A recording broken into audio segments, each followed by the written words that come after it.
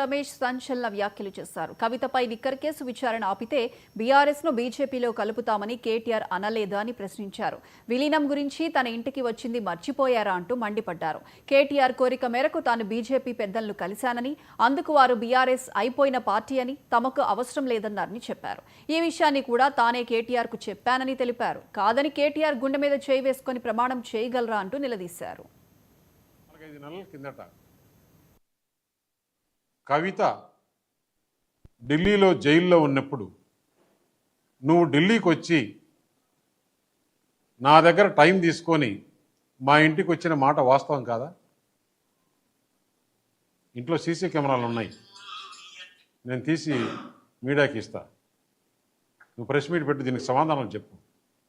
మా ఇంటికి వచ్చి ఏం మాట్లాడినారు?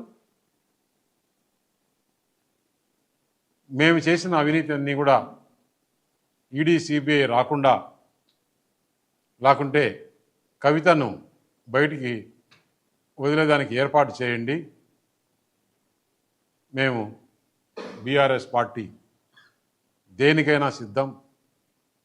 మేము బీజేపీలో మెర్జ్ చేయాలన్నా కానీ, బీజేపీతో అలయన్స్ పెట్టుకోవాలన్నా కానీ దేనికైనా సిద్ధం. అంటే నేను తీసుకునే నిర్ణయం కాదు, పెద్దలతో మాట్లాడి చెప్పాలని.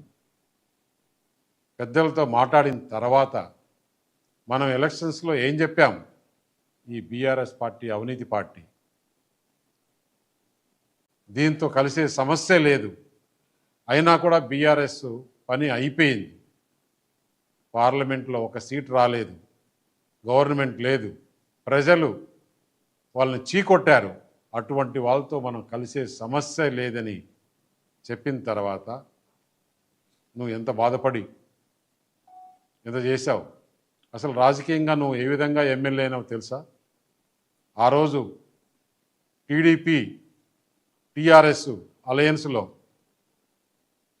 నేను నీకు చేసిన మేలు మర్చిపోయావా? ఆ రోజు నువ్వు 300 ఓటుతో గెలిచావు. ఏ విధంగా గెలిచావో నాకు తెలుసు. ఎందుకు నేను వచ్చినప్పుడు అడిగా, ఎందుకు మీరు రాజకీయంగా కరెక్ట్గా పోవట్లేదు? మంచి మంచి నాయకులందరినీ పోగొట్టుకున్నారు. తుమ్మల నాగేశ్వరరావు అటువంటి నాయకుడిని ఎందుకు మీరు దూరం చేసుకున్నారు?